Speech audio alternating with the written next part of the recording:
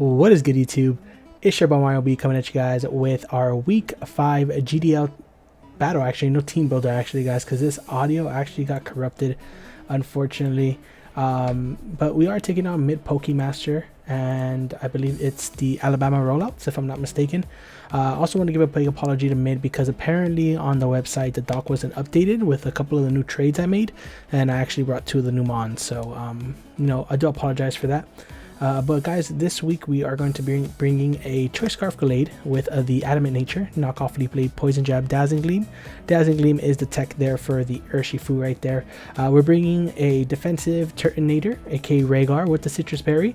We're 3-hit KO'd by G-Max Urshifu's Wicked Below, so that's going to be rocking Will-O-Wisp, Burning Jealousy, Roar, and Draco Meteor. Ric Flair is a setup variant with Swords Dance, Stomping Tantrum, Grassy Glide, Acrobatics. We have Focus Sash, Galvantula, which has Sticky Webs, Energy Ball, Thunder, and Volt Switch. We have Toxtricity, a very interesting Toxtricity set, by the way. This one is going to be rocking an AV, and this one's actually EV to go ahead and take on a Specs Gengar. So we're actually 3-hit KO'd by Specs Gengar. We're rocking Volt Switch, Snarl, Overdrive, Boom Burst. And then lastly we have King Balmum, which is going to be my Jellicent, rocking the Cobra Berry. And on that set we are going to be rocking Scald, Shadow Ball, Will-O-Wisp, and Protect here. Mid actually brought 2 mons that I wasn't expecting, which was going to be the Aromatisse and the was it Gengar? I think Aromatisse was the only one that kind of threw me off. I figured here that Galvantula would probably be the best lead for us, because if you look on his team, he didn't bring a ground type, so we're pretty free just to Volt Switch around. I played a mock against a very good buddy named Jay. Shout out to Jay, by the way, and I believe Trico for helping out with this week's build.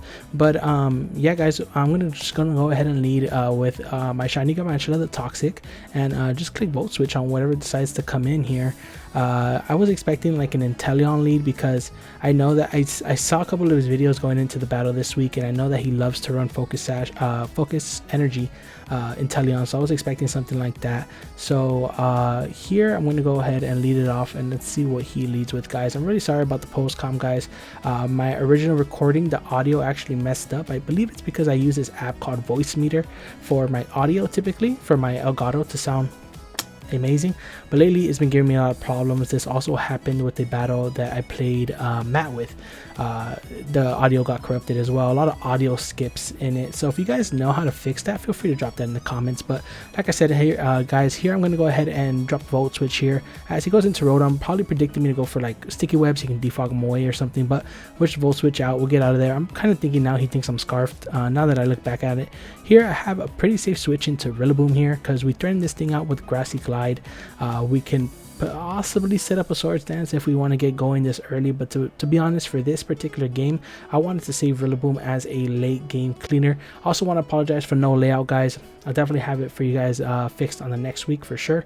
I've been checking my audio and all that. I'm actually recording this a day before it's supposed to go up, so like I said, guys, here I'm really contemplating going for the Swords Dance, but I figure he's probably going to switch into his Arcanine, so I'm just going to go into my Jellicent here, which is my main switch into the Arcanine, because actually it's very hard for my team to switch into Arcanine, so I'd rather catch it on a double. So here I take the risk.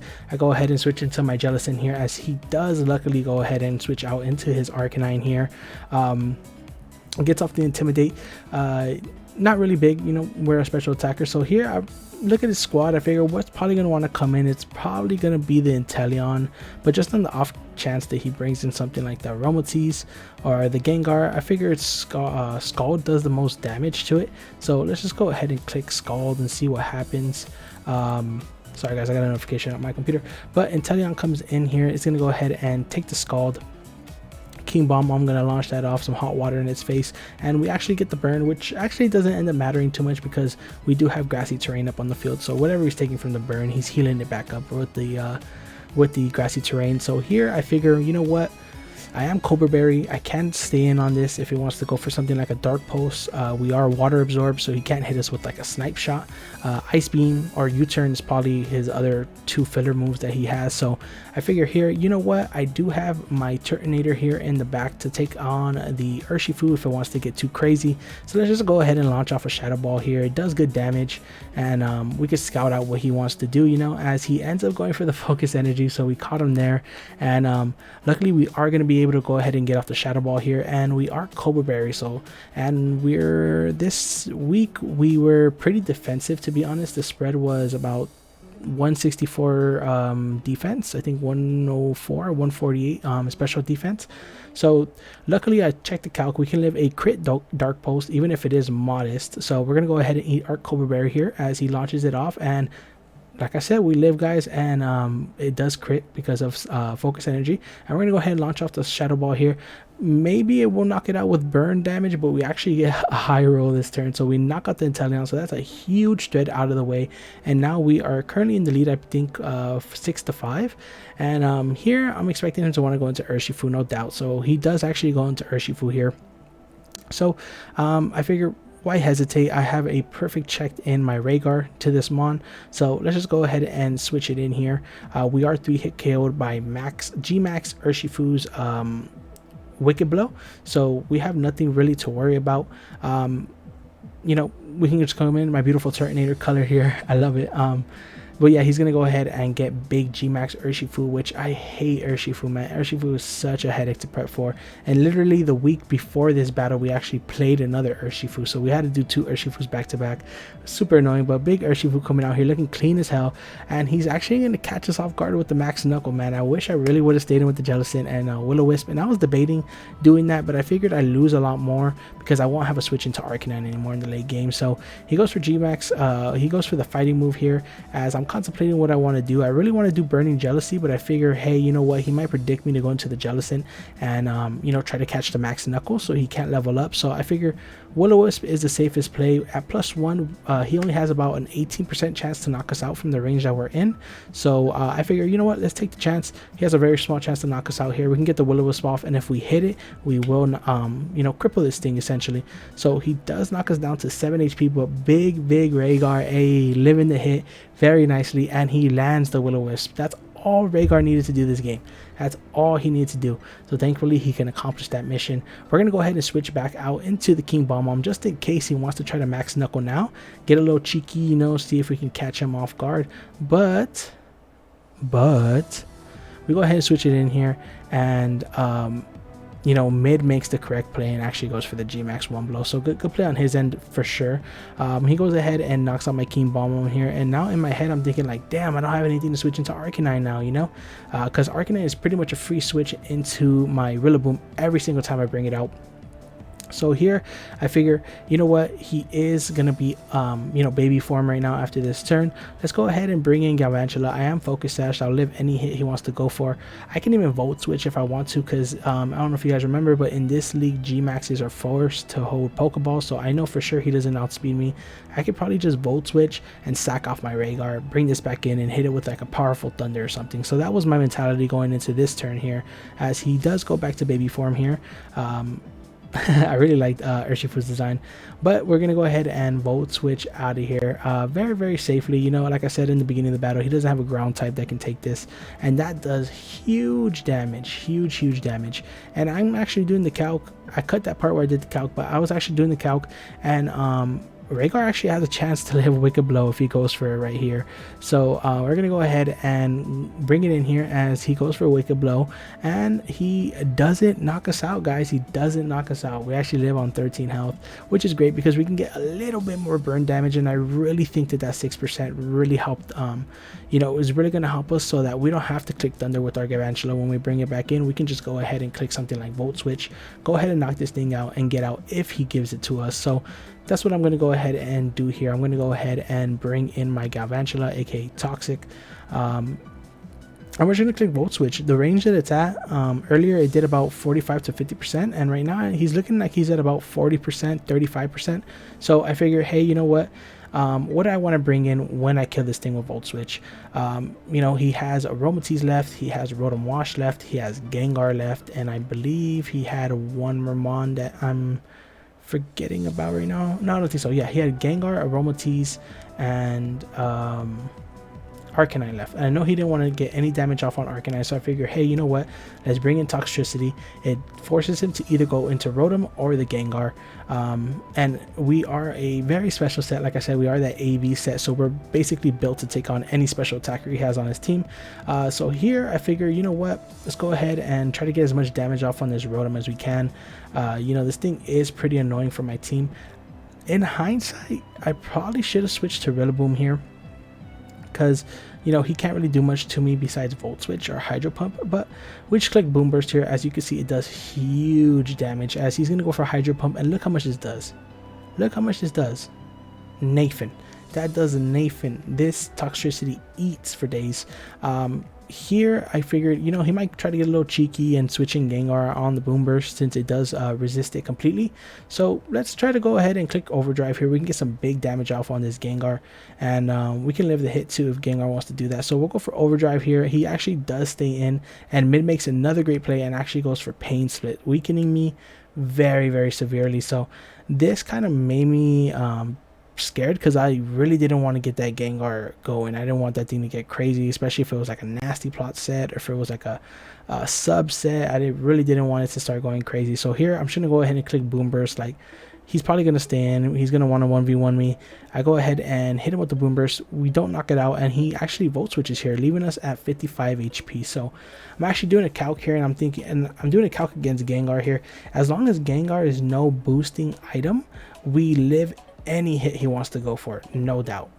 No doubt we live any hit he wants to go for, as long as he's not a boosted power like item. What's it called? Power boosting item. There we go, I got tongue twisted. Yeah, so I'm just gonna go ahead and click Overdrive here, see if we can get some damage off as he Shadow Balls us, and we live on 4 HP, guys, and we get off some huge damage on the Gengar.